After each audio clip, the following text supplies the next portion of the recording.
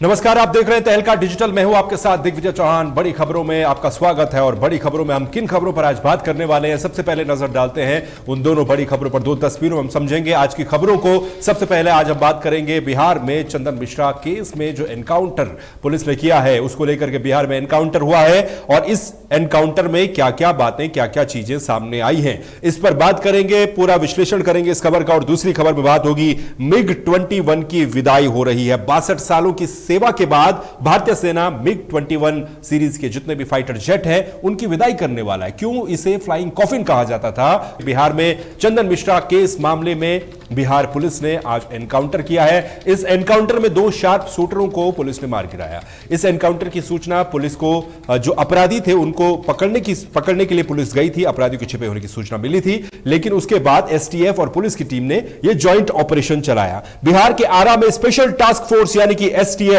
और गैंगस्टर चंदन मिश्रा की हत्या से जुड़े कुछ आरोपियों के बीच मुठभेड़ हो गई। इसमें 2 बदमाशों को गोली लगी, एक को गिरफ्तार किया गया, हथियार भी बरामद किए गए। एसटीएफ को गैंगस्टर मर्डर केस से जुड़े 3 अपराधियों जिसमें बलवंत, रवि रंजन और अभिषेक के बिहिया थाना क्षेत्र में होने की सूचना मिली थी। टीम ने मंगलवार सुबह 5 बजे कटिया रोड के पास उन्हें घेर लिया। बदमाशों को सरेंडर करने के लिए कहा गया, लेकिन उन्होंने फायरिंग शुरू कर दी। जवाबी कार्रवाई में बलवंत और रवि रंजन को पैर में गोली लगी। दोनों को आरा सदर अस्पताल भेजा गया, घायलों को पटना रेफर कर दिया गया। अभिषेक को गिरफ्तार कर दिया गया और इसके पास से 2 पिस्टल, 1 देसी कट्टा, 2 मैगजीन, 4 कारतूस बरामद किए गए।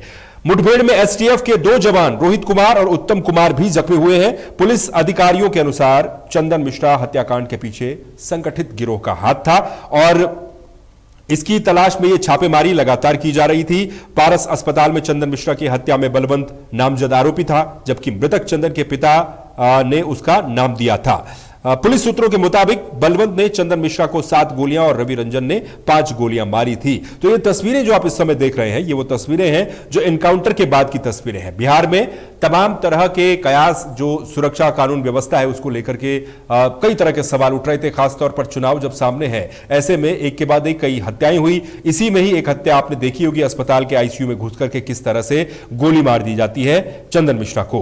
तो यह सुबह आज एनकाउंटर हुआ जिसमें एसटीएफ ने 2 शूटरों को गोली मारकर गिराया और एक कातिल इसमें गिरफ्तार किया गया है। संयुक्त कार्रवाई यह थी एसटीएफ और पुलिस की, इसमें मुठभेड़ यह हुई थी और इसके बाद पुलिस ने फिलहाल जो कामयाबी हासिल की है उसकी पूरी डिटेल्स जो है मैंने आपको बताई और कुछ इस तरीके से तस्वीरें सामने आई हैं। आप तस्वीरों में भी देख सकते हैं, तमाम पुलिस के आला अधिकारी जो हैं वो वहां पर नजर आ रहे हैं और बताया यह भी जा रहा है कि अपराधी पूरी तैयारी के साथ घात लगा करके बैठे हुए थे और पुलिस के आते ही उनको निशाना बनाने की तैयारी थी, यानी कि पुलिस को निशाना बनाने की तैयारी थी। उनके निशाने पर आम ग्रामीण भी थे, लेकिन एसटीएफ की फुर्ती ने हालात को काबू में किया और दोनों हमलावरों को गोली मार करके न्यूट्रलाइज कर दिया।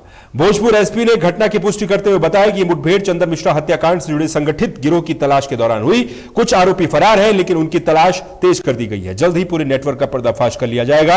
यह मामला 17 जुलाई को पटना के पारस अस्पताल में चंदन मिश्रा की हत्या से जुड़ा हुआ मामला था। उस दिन चंदन मिश्रा को अस्पताल में, जो आईसीयू अस्पताल का था, आईसीयू के कमरे में 5 शूटर्स घुसते हैं, उसे गोली मार देते हैं और इस हत्या ने प्रदेश की कानून व्यवस्था पर सवाल खड़े कर दिए थे। पुलिस जांच में सामने आया था कि हत्या के पीछे शेरू गैंग का हाथ बताया गया है। अब तक की कार्रवाई में मुख्य शूटर तौसीफ को कोलकाता से गिरफ्तार किया गया, साथ ही गैंग के अन्य 3 सदस्यों को भी हिरासत में लिया जा चुका है, लेकिन जो बाकी के बचे हुए सदस्य हैं वो एसटीएफ के रडार पर हैं। इलाके में भारी पुलिस बल तैनात कर दिया गया है। तो ये चंदन मिश्रा केस से जुड़ा हुआ एनकाउंटर था जिसमें जो आरोपी थे उनको पकड़ने की कोशिश पुलिस के द्वारा की गई, लेकिन उन्होंने जवाबी गोलीबारी पुलिस के ऊपर कर दी और उसके बाद पुलिस ने भी जवाबी कार्रवाई करते हुए इस कुछ 2 शूटर्स को वहां पर गोली मारी है।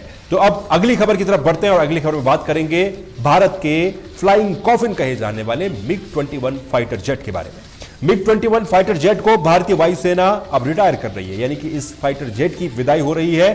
62 सालों तक देश की सेवा में फ्लाइंग कॉफिन MiG-21 शामिल रहा और अब MiG-21 की विदाई सेना के द्वारा की जाएगी। आपको हम यह भी बता दें कि अब क्योंकि भारत वायुसेना में खासतौर पर जो आकाशीय जो हमारे हथियार हैं इनको अपग्रेड करने में जुटा हुआ है और इसी सिलसिले में अब नए नए फाइटर जेट्स को इंडियन एयरफोर्स में इंक्लूड किया जा रहा है। मिग 21 की विदाई भारतीय वायुसेना के लिए एक युग का अंत भी है। करीब 62 साल तक आसमान में राज करने वाला यह विमान अब इतिहास बनने जा रहा है। 19 सितंबर 2025 को चंडीगढ़ में इसका आखिरी समारोह होगा, जो कि गर्व भी देगा और उदासी का भी एक मिश्रण साबित होने वाला है।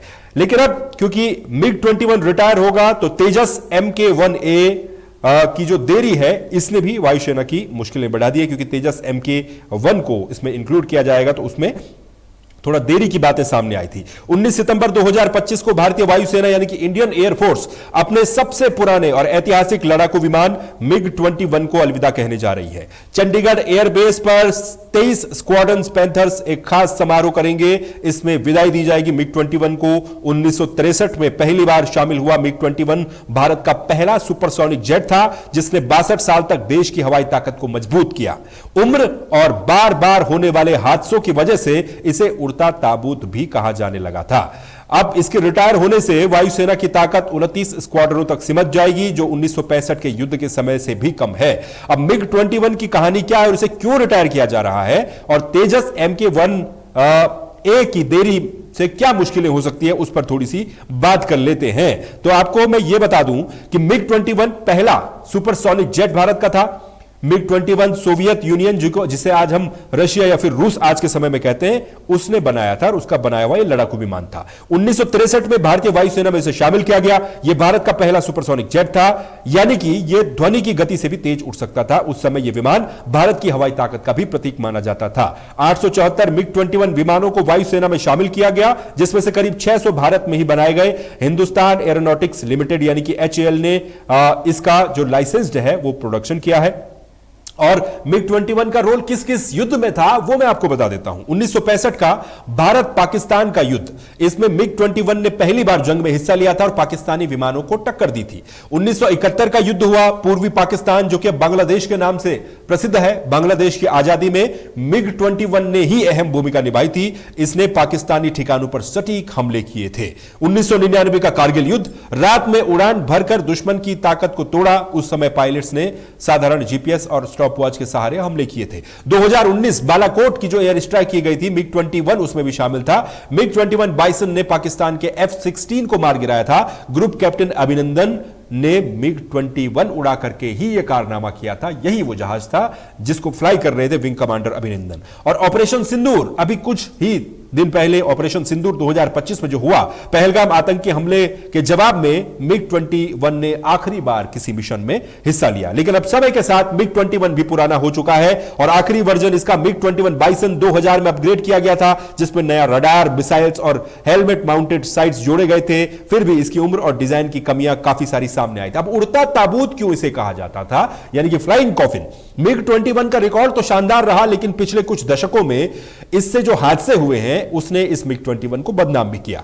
60 सालों में 400 से ज्यादा मिग 21 क्रैश हुए, जिसमें 200 से ज्यादा पायलट्स की जान गई। 2010 के बाद भी 20 से ज्यादा विमान क्रैश हुए। अब इन हादसों की वजह थी पुराना इसका डिजाइन। मिग 21 1950-60 के दशक का विमान है, जो कि आज तक की तकनीक के हिसाब से अगर इसे कंपेयर करें तो यह काफी पुराना लगता है। और इसीलिए इसका जो डिजाइन था, इसमें काफी तरह की खामियां सामने आई। पुराना डिजाइन था, रख रखाव की दिक्कतें हो रही थी, पुराने पुर्जों और तकनीक की वजह से इसे मेंटेन करना थोड़ा मुश्किल हो गया। पायलट्स की गलतियां भी कई बार सामने आई और बर्ड स्ट्राइक यानी कि पक्षियों के टकराने की भी घटनाएं थी, जिसने इस जहाज को, इस फाइटर जेट को यानी कि मिग 21 को फ्लाइंग कॉफिन की उपाधि भी दे दी। तो यह मिग 21 की खासियत थी और यह पूरा मिग 21 का इतिहास था। और मिग 21 क्योंकि भारत के लिए उस समय गौरव का क्षण भी था जब मिग 21 शामिल हुआ था, क्योंकि उस वक्त भारत की एयरफोर्स इतनी मजबूत नहीं थी, लेकिन उस वक्त मिग 21 ही था जो भी था। भले ही आज हमारे पास सुखोई, तेजस, राफेल जैसे फाइटर जेट हों, लेकिन मिग 21 का स्थान अपने आप में इंडियन एयरफोर्स के लिए काफी महत्वपूर्ण रहा। इसीलिए 62 साल तक इस फाइटर जेट ने भारतीय सेना को, भारतीय एयरफोर्स को अपनी सेवाएं दी। और अब वक्त आ चुका है इस मिग 21 फाइटर जेट की विदाई का। तो अब इसे विदाई दी जाएगी। इसकी जगह पर उम्मीद करते हैं कि आने वाले समय में भारतीय वायुसेना की ताकत और मजबूत हो और भारत को हाईटेक अपग्रेडेड फाइटर जेट्स मिले। बड़ी खबरों में फिलहाल के लिए बस इतना ही। बाकी खबरों के लिए आप बने रहिए तहलका डिजिटल के साथ। नमस्कार।